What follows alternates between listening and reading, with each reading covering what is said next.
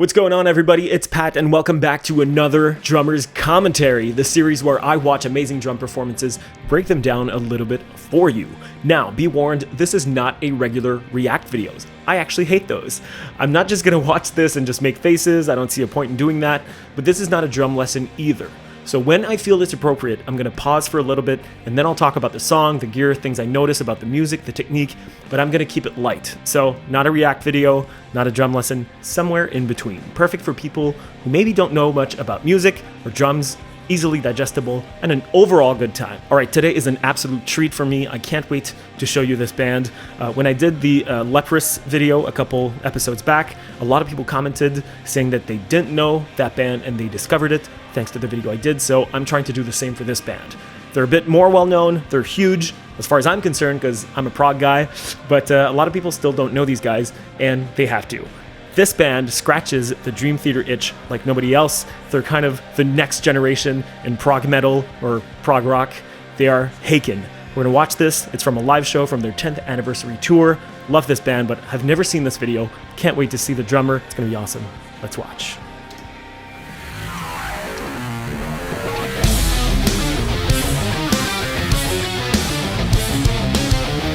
Right away, Dream Theater influences.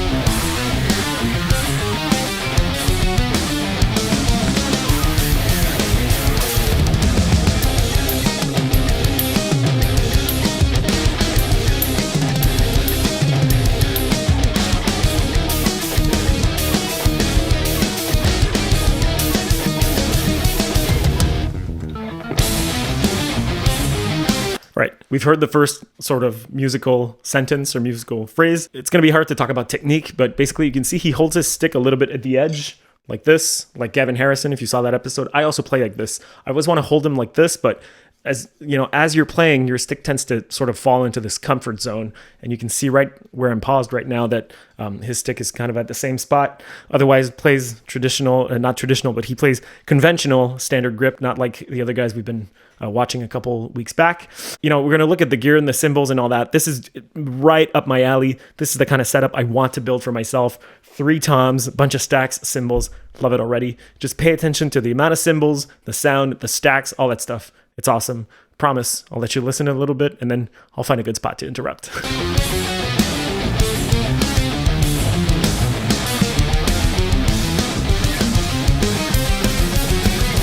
Hi-hats wide open. Ooh. I remember this song. Powerful.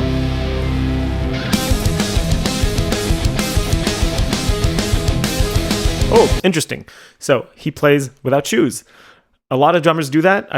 That's his shoe that you can see in between. He probably just took his shoes off and left them there. A lot of people do that. I play with shoes. I actually like the fact that my shoes add a bit of weight. Sorry about that. But some drummers play bare feet with socks on. In college, there was a buddy of mine used to play just with socks. He would take off his shoes, and when you would walk into his rehearsal room, it smelled like feet. But it's just because people who play like that they probably like the feeling. They feel the pedal a bit more. They have a bit more control. Like I said, I personally like the fact that shoes, I play with usually like Vans or Nikes. Nikes usually because they're so wide and comfortable, and Vans because the sole is really thick and it adds a bit of weight and punch. I know it's crazy talking about shoes, but it's a huge part of playing drums, like because your feet are part of what's going on. But yeah, shoes make a huge difference with or without different kinds of shoes. When I started making videos like 4 years ago, I wanted to make a video about different kinds of shoes playing drums, and then I thought it was a kind of a stupid idea, but maybe I'll make a video about that in the future. Anyway, doesn't play without shoes. Doesn't play with shoes, plays without shoes.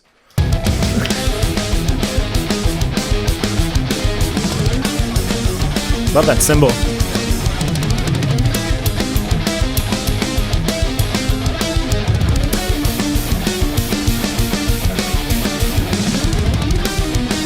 Awesome pattern. Just building up, man. Last beat.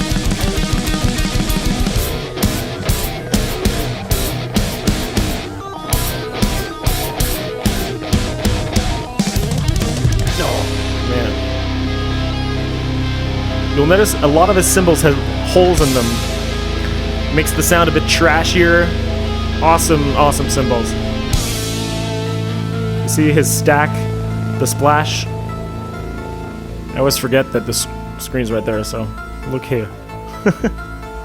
The song actually almost starts here.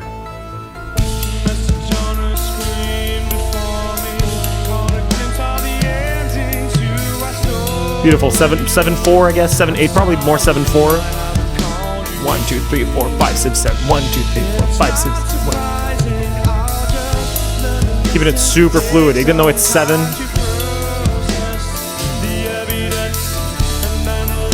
1, 2, 3, 4, 5, 6, 7. 1, 2, 3, 4, 5, 6, 7. 1.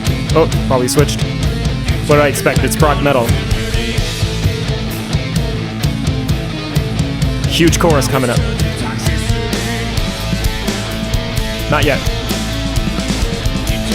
So they're probably going to change angles, but he's writing on a crash cymbal. I've seen a few of his rundowns and all that. He has a beautiful set of cymbals, some of which are crashes and rides and whatnot. But a lot of drummers, sometimes they want to ride on something that's a bit more washy, but it's not exactly a crash nor a ride. Hence, crash rides. That's what he's riding on. Let's keep going a little bit, and I'll pause. You'll see that he's playing really soft on it, because if he crashes, it's going to become a crash, but you can still sort of ride on that. I love crash rides. See? There we go.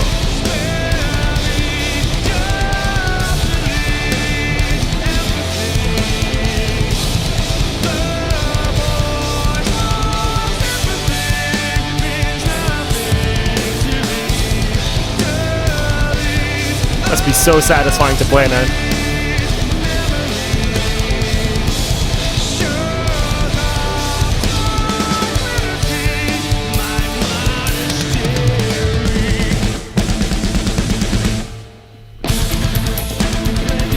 Look at that. So he's riding with his left hand on his crash ride, on the right hand, on his right hand. Awesome pattern. Love doing that. Kind of resembles the Carter Beauford's technique, as we were watching a couple episodes back, where he rides with his left hand, but he also sometimes crashes on this China's on his China right there, open, sort of playing like that. That's an amazing skill set to have if you can play open-handed like that. It's great technique. Look at that.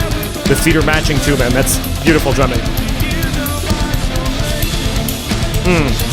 Accents on the ride.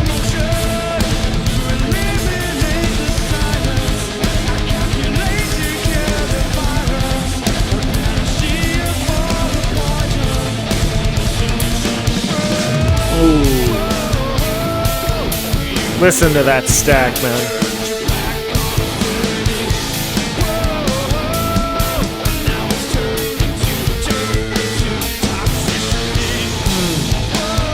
Oh. In 6 now.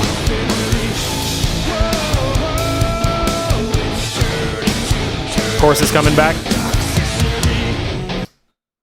Not yet. There's something, what a tease. There's something I want you to, if you haven't noticed already, I mentioned it at the start of the video, but this to me screams, we listened to Dream Theater growing up and what they listened to, and we've practiced the shit out of our instruments, formed a band, and that's it. And I love that personally. Like, it's cool that I listened to Dream Theater my entire life, and Portnoy was a huge fan of Neil Peart and prog rock and all that stuff from the 70s and early 80s, and then they showed up with that baggage of influence. And Dream Theater have had an extensive, very influential career, and now you're starting to see, I mean, these guys have been around for 10 years, but you're starting to see these bands that have Dream Theater as an influence, and you can hear that stuff, but it's, there's something more to it. So I don't know. I love seeing that sort of continuity of prog metal, prog music in general, and just music that's heavy but technical. I just love that. I'm a huge fan. This is right up my alley. And you can see with the stacks and the techniques and the crashes, the double bass, like, I'm sure that Mike Portnoy was a huge influence, as he was to me. And I don't know. I just love noticing stuff like that. I fucking love this band, man.